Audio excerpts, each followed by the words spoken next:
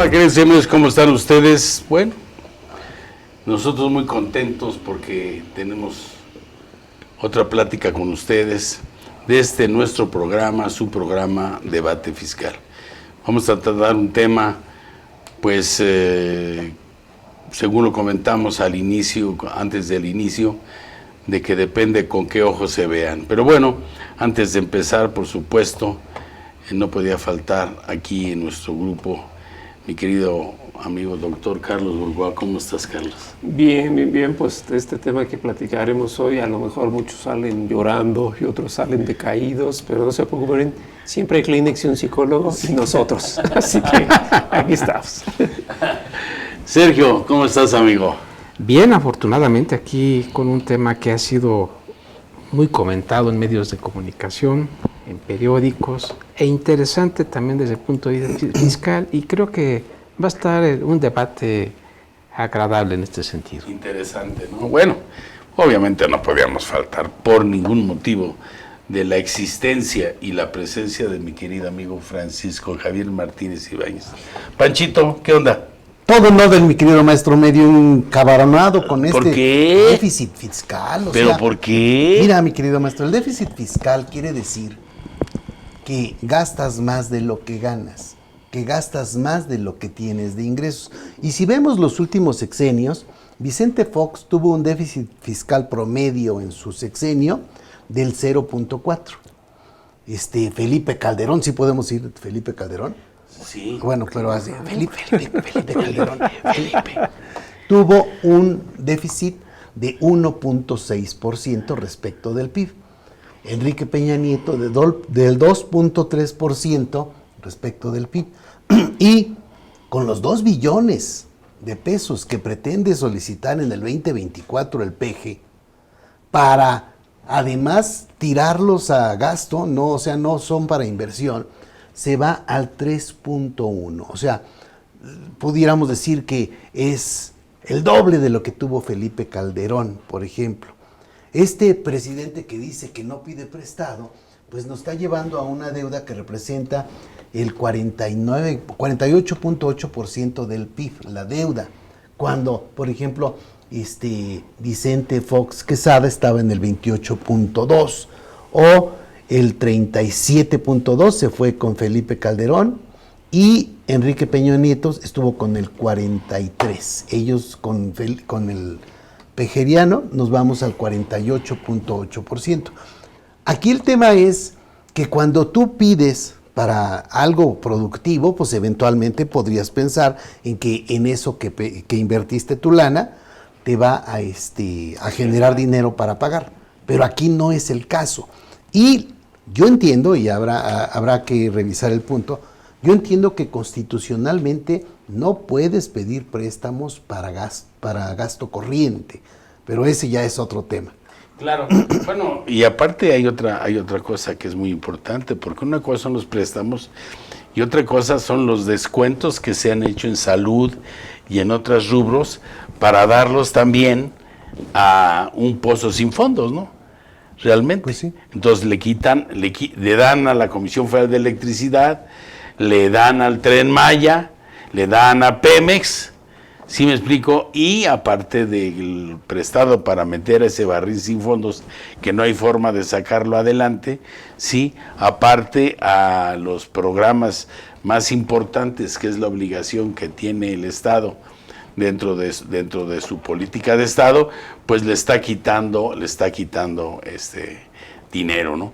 Entonces eso nos lleva a que el que no entiende de estos números, que son pues la gente que desgraciadamente no está bien preparada y que ya tienen nuevos libros para la primaria, ¿verdad? Así como los están mandando, pues sí se tiene un gran problema. Pero bueno, vámonos a la parte legal, que es la que nos va a platicar el doctor Carlos Burgoa. Señor, si quieres, señor. Sí. Ay, espérame, me vas a hacer llorar. Sí. Carlos, ¿qué piensas tú de esto desde el punto de vista obviamente legal, desde el punto de vista de las contribuciones y bueno, lo que dentro de tu ámbito se platica? Bueno, esto que te decía de broma, ¿no? Señor, si quieres, ya me imagino yo en la religión. No soy Pablo, soy San Pablo, ¿no? Que dijera así. Pero bueno, lo que sucede es que bien lo dice Javier, el artículo 39 de la Constitución, independientemente de los detalles que se hablan en tema presupuestario, señala que todo poder instituido a favor del Estado es en beneficio de las personas. Y ese en beneficio marca la pauta inicial de todo lo que ya comenta Javier. Sé que me voy a regresar un poco quizás a algún personaje que pueda ser debatido, pero al final así lo dijo. Yo lo recuerdo, Vicente Fox en su momento señaló que todo préstamo que llegase a México, y eso que él era administrador de empresas, ni siquiera llegaba al tema legal, tenía que cumplir un ciclo en el cual generara inversión, una derrama, y posteriormente se tuviese la necesidad del endeudamiento o el retorno por el pago. Me recuerda mucho lo que todos vemos en las redes sociales de esa historia, el que llega un tipo buscando un cuarto de hotel, se le pide un anticipo y en lo que se le muestra van y pagan todas sus deudas, que a la taberna, que a la chica buena y a todo lo que se iba, y al final no le gusta y se lo regresan. Eso, por ponerlo en formas sencillas, es lo que debe cubrirse con esta etapa presupuestal anual de los que implica todo país. Desafortunadamente, como bien ya lo marca Javier, las prioridades no son exactamente las de derechos humanos y me lo marco de manera específica. Temas como la salud, en el cual se ve un alto déficit de suministro de medicamentos, pues la verdad es que es una grosería y es una evidencia saber que las medicinas no las hay. Temas como los libros de las que están mal preparados y yo ya no sé más allá de la calidad del papel, lo que ustedes quieran, esto también me lleva a un déficit. Pero un Tren Maya me queda claro que no le subyace por detrás un derecho humano. O sea, el transporte es una situación que se da por la vía que ya lo conocemos. Y, o sea, lo que voy es que en prioridades no se marca como la primera, más después de una pandemia. El recorte, bueno, hasta CONACYT tuvo por ahí algunos problemas, cambia la nomenclatura, se le suman a H. Y el punto CONACYT, así es. Entonces, aquí el tema está en que no vemos la tarea cumplida. Es el último año de gobierno. Pareciera que el tema fiscal ya no les importa y lo digo nada más para terminar el comentario. México no vive de ingresos tributarios, eso ya lo sabemos. La única vez que vivió fue a finales de Vicente Fox, de Peña Nieto, y eso cuando tuvo la primer subsecretaria de ingresos en Hacienda, ¿no? Esta licenciada que fue muy famosa, y no vive de ingresos tributarios, principalmente está el petróleo, los empréstitos. Ya hasta el final vienen los ingresos tributarios. Para cuando el SAT se avienta vivas en octubre de que ya llegó a las metas y todo, yo dije, ¿a las metas de qué, no? Si está recuperando el dinero para acabar de pagar algo que no se tiene la solvencia. Y entonces es ahí donde vemos un país desequilibrado, las leyes no cumplen para lo que son, la ley de lavado de dinero creo que no ha cumplido lo que debe ser, y todas las medidas que se ponen como un tanto de obstáculos, el beneficio del controlador, los esquemas reportables, no han servido de nada. O sea, verdaderamente, más allá de ser una tarea administrativa, no marcan el eco. Y yo no veo un repunte económico, una mejora. Nadie tiene las condiciones exactas, peor aún, todo el mundo está luchando por salvar sus negocios, sus trabajos. Y bueno, pues la promesa de inicio, que lo digo para cualquier gobierno que ha estado en este país, no se ha cumplido otra vez. No se llegó a la meta y si fuera el Teletón ya lo hubieran cerrado. Claro. Y además, fíjense otra cosa también muy importante, es que no hay ningún aumento con relación a las contribuciones. Al contrario, yo creo que sí aumentan las bases de los impuestos porque no se han actualizado ciertas cifras. Entonces, aquí, al no tener para 2024 ningún ingreso adicional para los contribuyentes, obviamente por situaciones realmente que serían un balazo en el pie, si es que por aquello del próximo sexenio, si me explico, ya viene problemático. No sé quién venga, aunque sí puedo imaginarme cómo está armado todo, quién va a ser el próximo presidente o la próxima presidenta. Sí, lo que sí tenemos es que para el que venga va a ser casi imposible, ¿sí? Si no aumenta en forma drástica nuevamente la parte contributiva, no va a poder salir adelante, y obviamente vamos a tener un problema, pues muchos dicen que ya por como el que tuvimos en 94, ¿no? Un programa muy fuerte.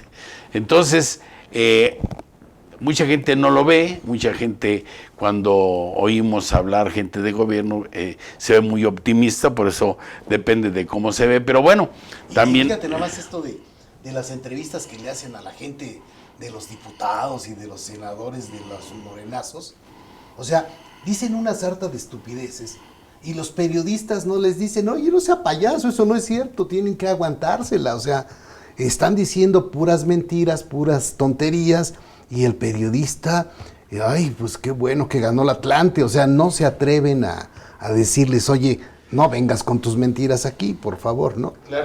Claro, es muy importante lo que estás diciendo, porque también son entrevistas a modo, con preguntas a modo y sin respuestas o sin realmente un debate, ¿no? ¿Qué consideración tienes tú, mi querido amigo Sergio? Pues mira, el paquete económico que tenemos, que está ahorita en proceso, yo he escuchado dos versiones y lo comentaba con ustedes al principio, algunas que son muy catastróficas y otras que las tienes muy optimistas en ese sentido. Y optimistas va en el sentido de que 24 no va a pasar nada. A final de cuentas estamos en el sexenio, es término de sexenio por lo que hemos visto en toda la historia que tenemos ahorita, a lo menos con lo que yo percibo, no sé si estén de acuerdo. 24 no creo que tengamos un problema drástico en este sentido. Sí hay, efectivamente, como lo comentas Javier, hay un déficit, hay un incremento en lo que es el obtener los préstamos. Y el otro punto que es importante, es mucho, comentabas también tú, Carlos, es qué se va a hacer con el efectivo, con la recaudación, con los ingresos tributarios, a qué se están asignando. Entonces digo, lo tenemos ya por ley de ingresos de la Federación, prácticamente estamos hablando de Pemex, estamos hablando de Comisión Federal de Electricidad, pues todos los programas que ha sacado el gobierno de la 4T, lo que tenemos ya incorporado, los diferentes programas. Entonces, sí tenemos el incremento, la parte que tenemos importante, la parte de pensiones también, que es importante considerarlo.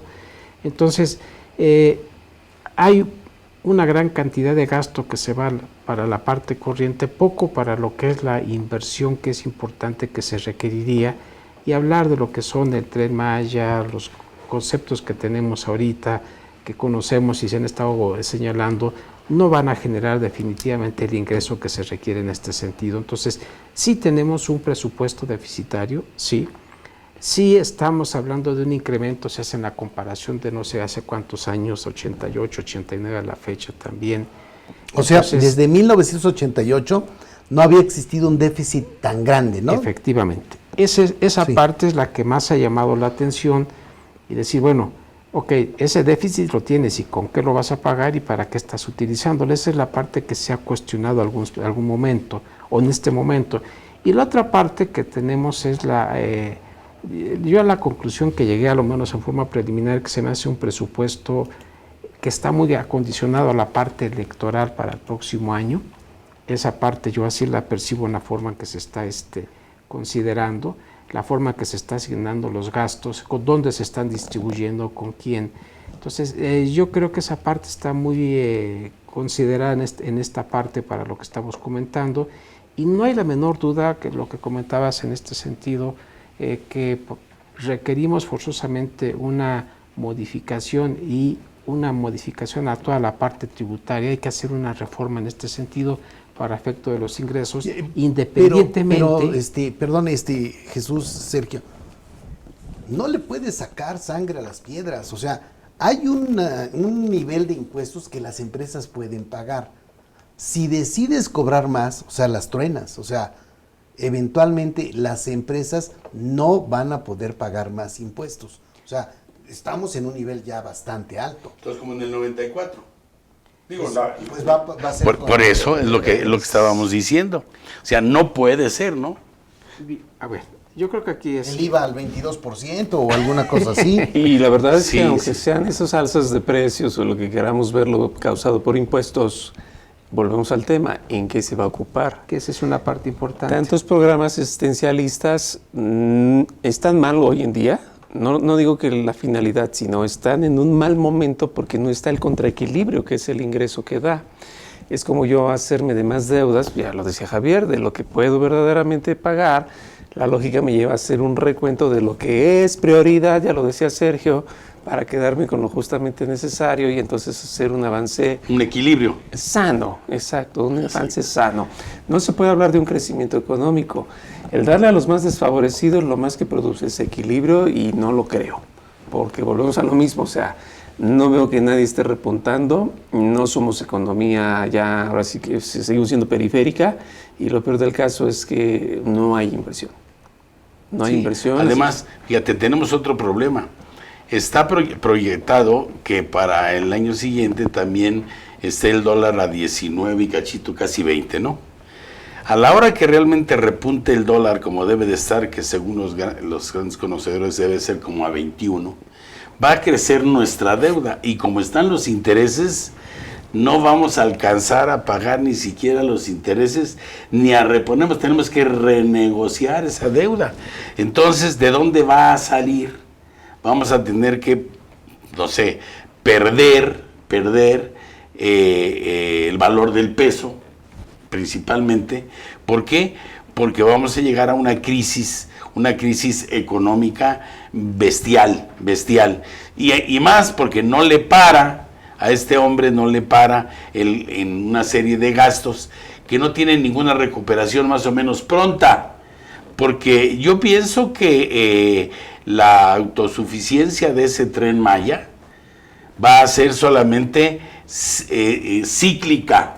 Y hablo de cíclica en el momento de vacaciones, en el momento de alto flujo de personas que vayan al sureste.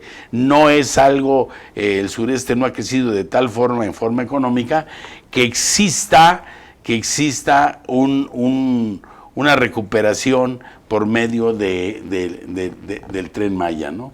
Realmente es una fumada. Sí, digo, realmente no va a tener ese repunte, simplemente el aeropuerto, el que tenemos ahí ahora, el alterno, ¿no? El IFAI, como aeropuerto es muy buen museo, la verdad, porque pues, yo no veo que haya tantos vuelos, yo no veo que sea un lugar de embarque, desembarque, ya lo dijeron los grandes porteadores, ¿no?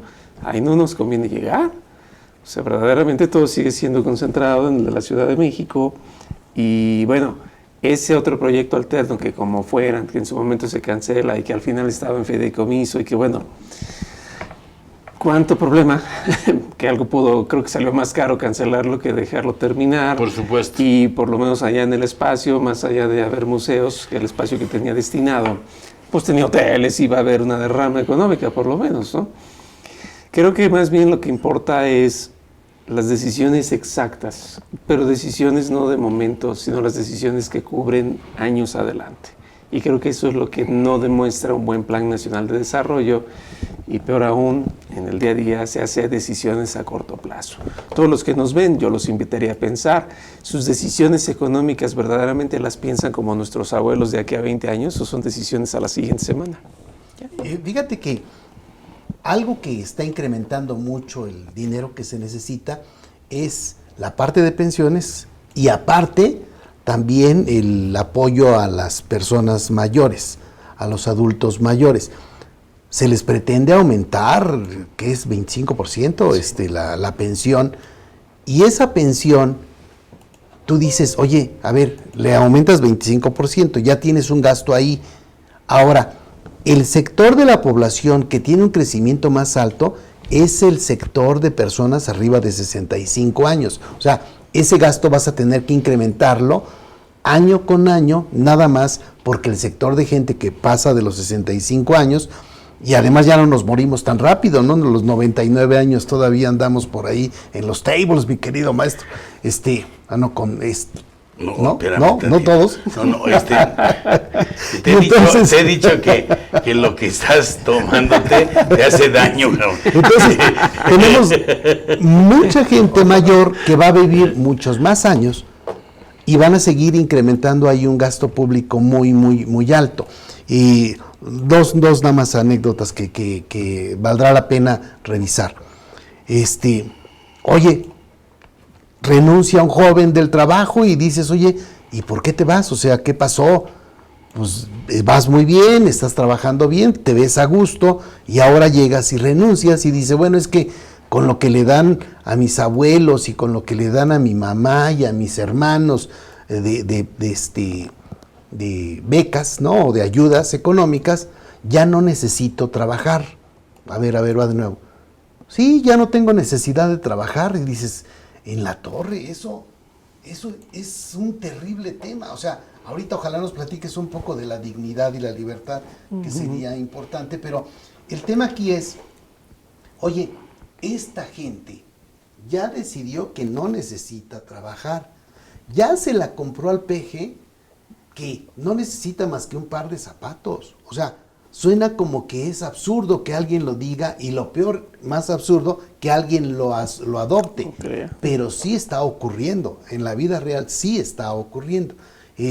Fíjate que yo recuerdo, yo fui de cuna muy humilde, más bien de petate muy humilde, pero yo era muy jodido, pero nunca acepté una limosna, no, ni madres, o sea, a mí no me regalas nada, ¿qué chingados está pidiendo algo? O sea, la dignidad de no recibir una dádiva, esa siempre la tuvimos en nuestra generación. Perdón, ya embarré a los jóvenes también, pero, o sea, no aceptas una limosna, no aceptas una dádiva, o sea, tú te ponías a trabajar y ahorita todo el maldito país está siendo mascota de este desgraciado, recibiendo dádivas y simplemente ya se les olvida que pueden trabajar o que pueden ser aspiracionistas, ¿no? Perdón. Sí, ahora fíjate, otra cosa importante que tú estás marcando. En primer lugar, yo creo que desde la idiosincrasia del mexicano es desde la revolución el darle para que voten o para que quieran o para que me apoyen, ¿no? Siempre ha sido, es darle de dónde viene los grandes capitales de los hijos del peje, ¿sí? Si hablamos de las dádivas. Pues 200 pesos bien invertidos, mi querido por año. Sí, como el rancho, ¿no? Que era de su papá y que con su tiendita lo pudo comprar, ¿no? Sí, claro. Entonces, ese tipo de situaciones en donde no te enseñan como nos enseñan a trabajar. Aquí hay comida y aquí hay techo. Lo demás te tienes que poner a trabajar, te tiene que costar. Ahora no le cuesta nada a nadie. Estamos tan graves que la misma sociedad familiar, ¿sí me explico? Le dan a esos menores algo que ni siquiera pueden pagar. Un celular de última generación o una cosa de marca, o sea, algo que les cueste, ya no les cuesta. En la universidad, Sergio y tú, Carlos, no me van a dejar mentir, ya, hijito, no trabajes, lo que quiero es que estudias, y ni estudian ni trabajan, ¿de acuerdo? Entonces aunque dice nuestro ejecutivo que son ninis, que ahora sí ya están trabajando. Yo quisiera saber, ahora que se acabe los servidores de la nación, porque eso se tiene que acabar algún día, porque son empleados federales sin ser empleados federales, ¿de acuerdo? Y pueden estar haciendo cosas buenas o no pueden estar haciendo absolutamente nada, y no hay ninguna transparencia en eso. Entonces, nos sigue sin costar, o le sigue a los jóvenes sin costar lo que ganan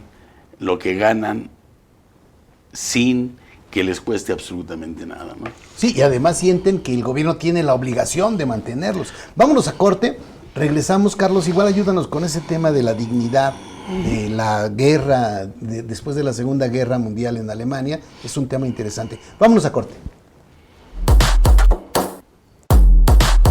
La Suprema Corte de Justicia publicó el 14 de junio como constitucional que el SAT conozca a quienes controlan o se benefician de las personas morales. Es de suma importancia contar con un manual de cumplimiento del beneficiario controlador como parte de la contabilidad, esto por disposición del SAT. Si aún no lo tienes, no te preocupes, contamos con 2 soluciones para ti. Pide tu cotización aquí, en IMEFI. Nosotros realizamos el manual de beneficiario controlador de tu empresa o empresas. O si lo prefieres, aprende a hacerlo tú mismo con nuestro curso Manual del Beneficiario Controlador. No esperes más y ponte en contacto con nosotros a través de nuestro WhatsApp 5581 54 74 37 o mándanos un correo a cursos@imefi.com.mx.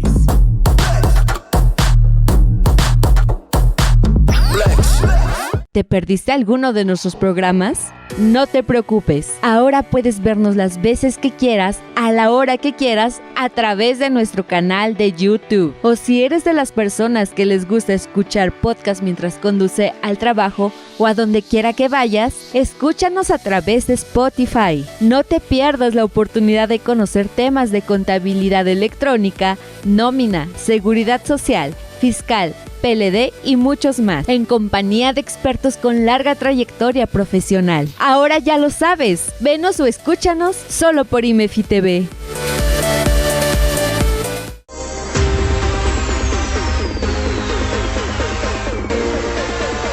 ¿Qué tal amigos? Soy Jaime Pérez, contador público certificado, miembro de la Comisión de Control de Calidad en el Colegio Mexicano de Contadores Públicos. Vamos a invitarlos en esta ocasión a un curso en el que vamos a tratar la norma internacional de gestión de calidad. Vamos a ver algunos antecedentes de la anterior norma internacional de control de calidad. Serán 2 tardes en las que vamos a estar platicando de los diferentes cambios en los elementos o componentes de una norma a otra. Vamos a ver principalmente el tema del enfoque actual, que es un enfoque basado en riesgos y las acciones para mitigar estos riesgos.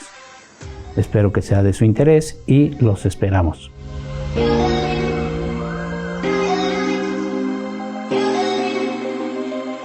Bien, pues regresamos sollozando por todo lo que hemos estado platicando y cómo se viene, no tanto el año que entra, porque como quiera yo pensé que iba a hablar de cosas más agradables. Espérese. Sí. Sí, no. Tú luego te vas a lo imposible. Bueno, un 2024 sin ningún problema, lo va a planchar, pero va a dejar un hueco impresionante para el que venga, no importa cuál. En donde, y repito, 2020 va a ser, lo de 94 va a ser,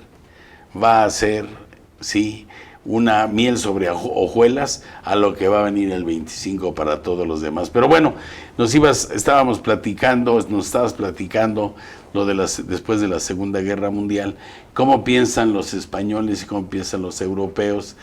Y bueno, ¿y cómo piensan los mexicanos? ¿No? Estabas hablando de la Constitución. De la Constitución. ¿Qué es la parte? Bueno, no, lo que sucede es que esa es la herencia que yo creo que muchas veces posamos por alto o lo obviamos indebidamente, porque a mí me toca ver incluso en la Facultad de Derecho y pues cada vez que hay ahí alguna actividad en foros, es decir, a lo que voy es que es tema común de abogacía hablar del garantismo. La verdad es que es lo que menos desearíamos y lo explico por qué.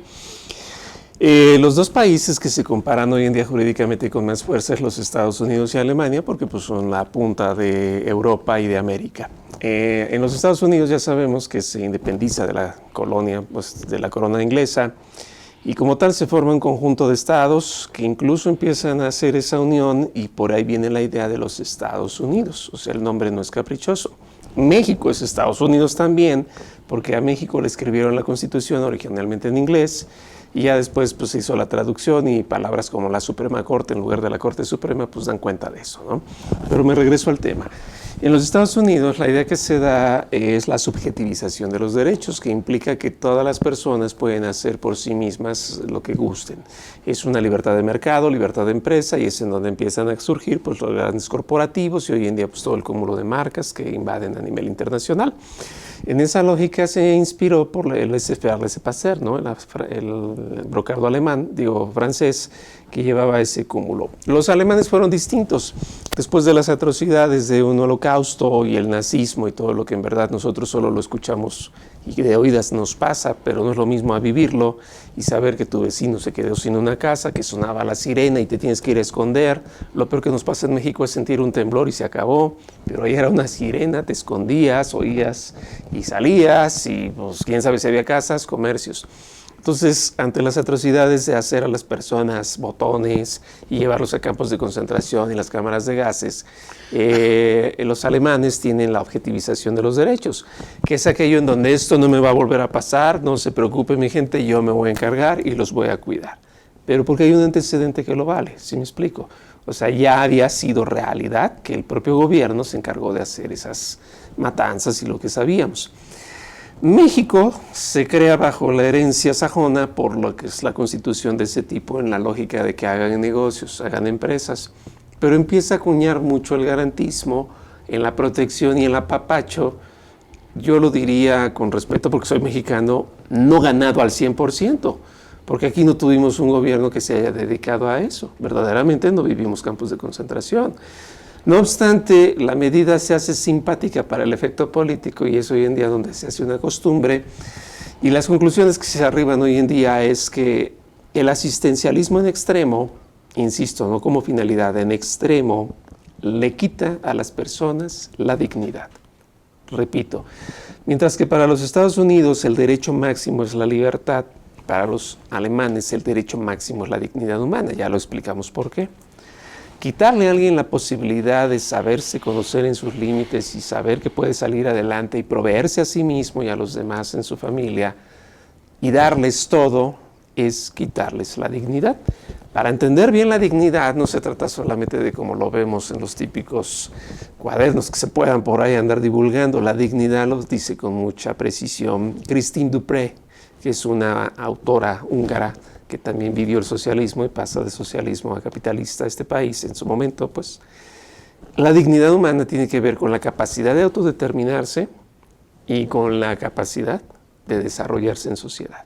Es decir, la libertad interna y la externa, que me dejen en paz. Bien importante y está vinculado como lo estás relacionando. Claro, o sea, esa es la verdadera dignidad, porque pues, cualquiera lo ve en el libro y jurisprudencias de la Corte, pues, se acabó, ¿no? Yo quisiera saber con debido respeto qué magistrado, qué ministro vivió el Holocausto para que me pueda hablar de la dignidad, porque ni yo la viví.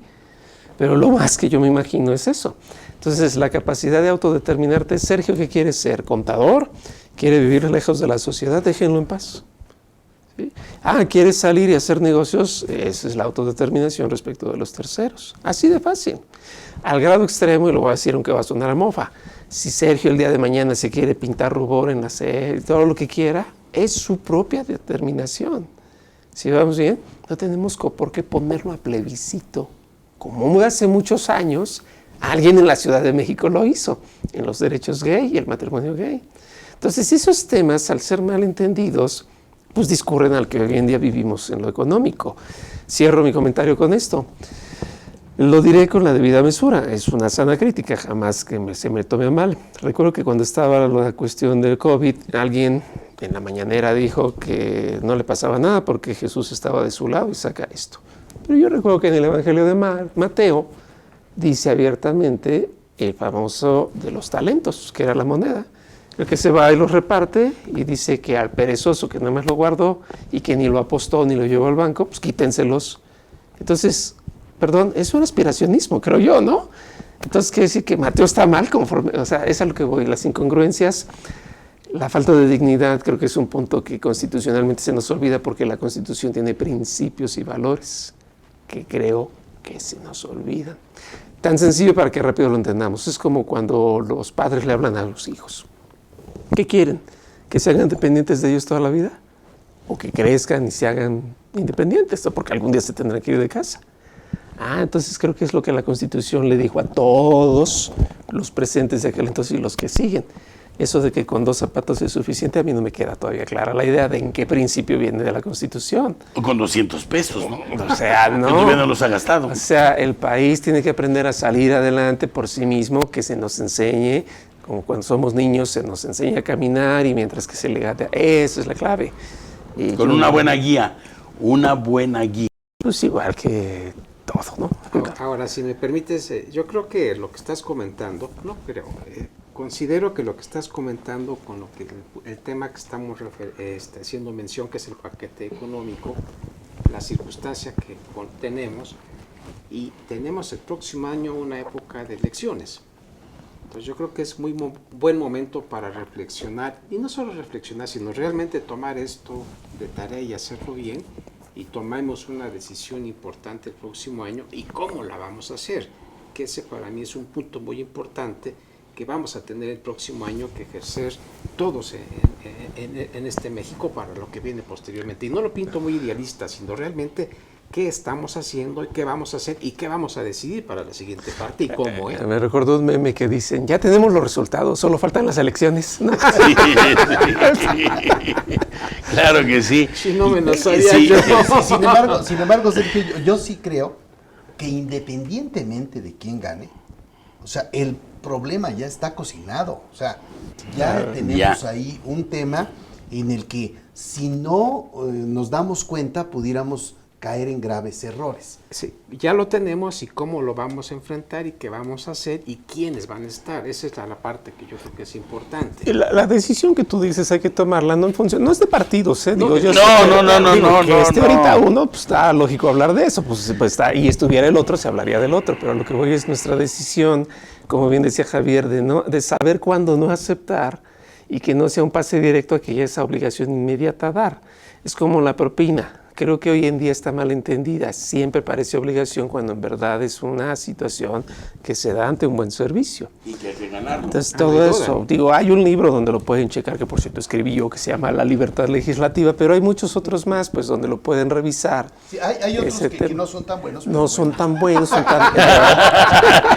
Pero Aunque está hablen bien, más o bueno. menos igual, ¿no? No, digo, pues es texto de la literatura, insisto, esta chica Catherine Dupré lo hace muy bien, Eberl es otro que lo hace, o sea, pues el que quieran, pues, ¿no? Pero el chiste es saber que esa es la única lógica, que si hay que apostarle a algo, es a lo que se sabe. Sí, aquí lo importante es qué decisiones vamos a tomar.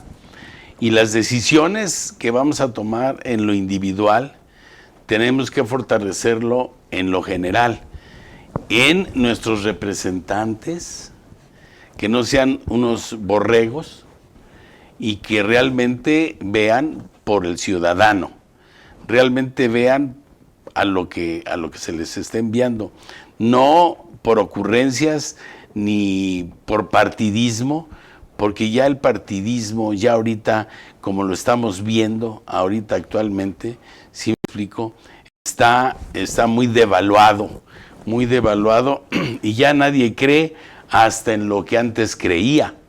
Ahora ya estamos viendo otro tipo de realidades que es importante, que la única forma de poderlos cambiar es cambiar desde las personas que toman las decisiones más adecuadas para proteger realmente a la cadena productiva, que de por sí vamos a ver ya en 2025 se va a ver muy ahogada con relación a esto.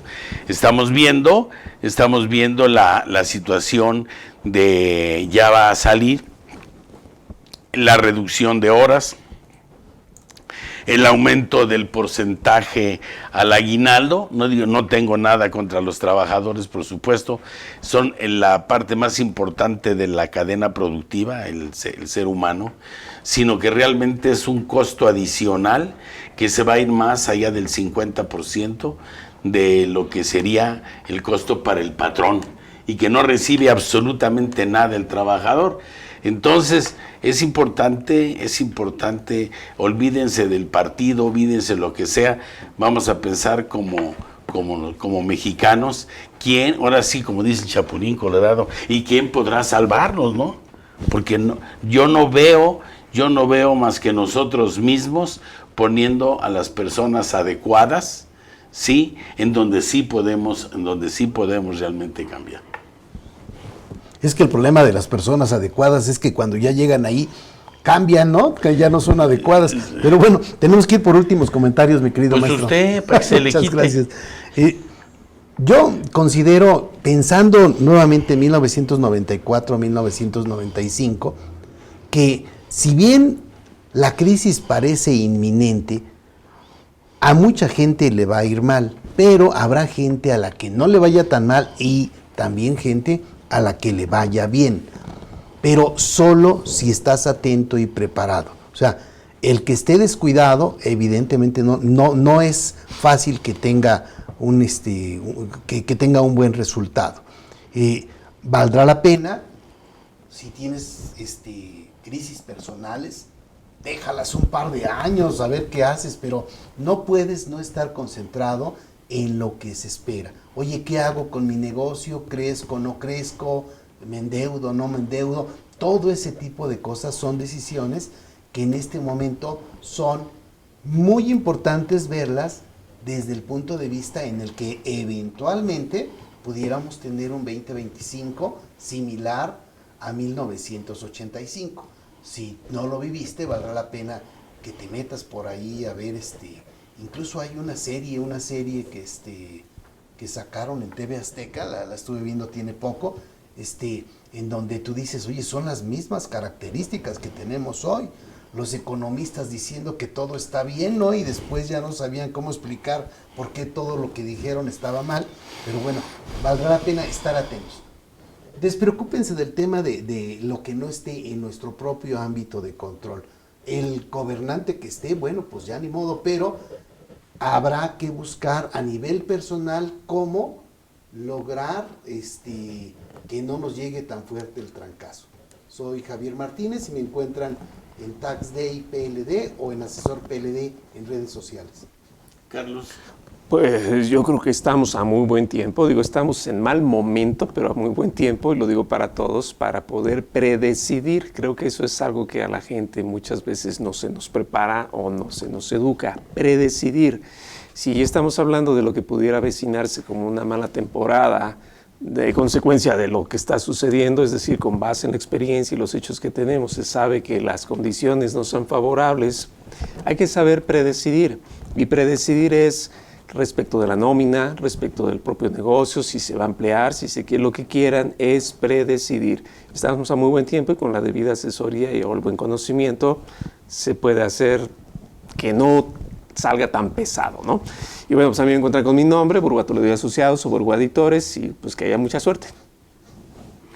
Bien, pues como comentario quisiera yo mencionar que una de las implicaciones que yo percibo, a lo menos al ver la parte del paquete económico, el incremento de lo que se está buscando para el próximo año de la que sería la parte tributaria, al no haber incremento de impuestos y tener la referencia que hemos estado viendo por parte de las que sería el SAT, Secretaría de Hacienda, implica que va a ser una fiscalización que ya la tenemos, mucho más importante, más rígida, la forma, la vigilancia profunda, cuestiones de ese tipo que habría que estar viendo en forma particular.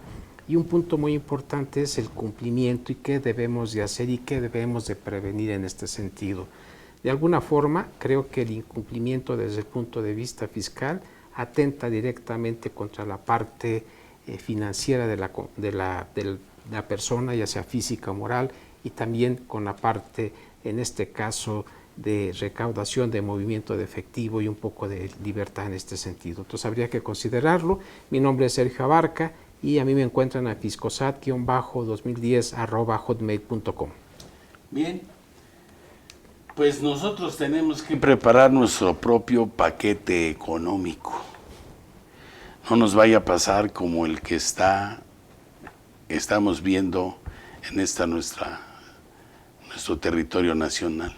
Necesitamos no gastar más de lo que podemos tener, ya que nuestro paquete económico se va a desvirtuar y vamos a acabar con el poco capital o con los pocos bienes que tengamos para poder satisfacer lo que podamos hacer o en lo que podamos erogar o gastar, sí, que no nos produzca absolutamente nada.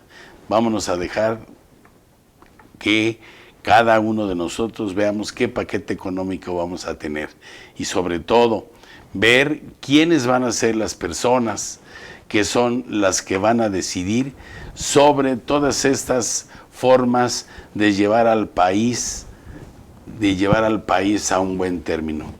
Por supuesto, a nadie de nosotros y a cualquier gente pensante, persona pensante, se le puede ocurrir que del 2025 no va a ser una catástrofe como es. Y no estoy siendo pesimista, sino estoy siendo realista, porque nos va a dejar un 2024 casi en la miseria por tantas locuras.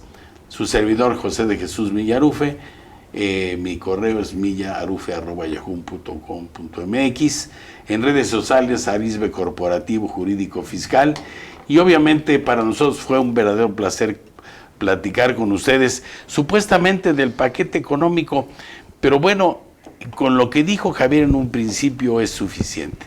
Muchísimas gracias. Ya tendremos tiempo de ir analizando más cosas, pero bueno, de entrada teníamos que más o menos sensibilizarnos un poquito. Claro, y no se les olvide que estamos aquí para ustedes, con ustedes, dando nuestra opinión muy personal de cómo vemos la situación.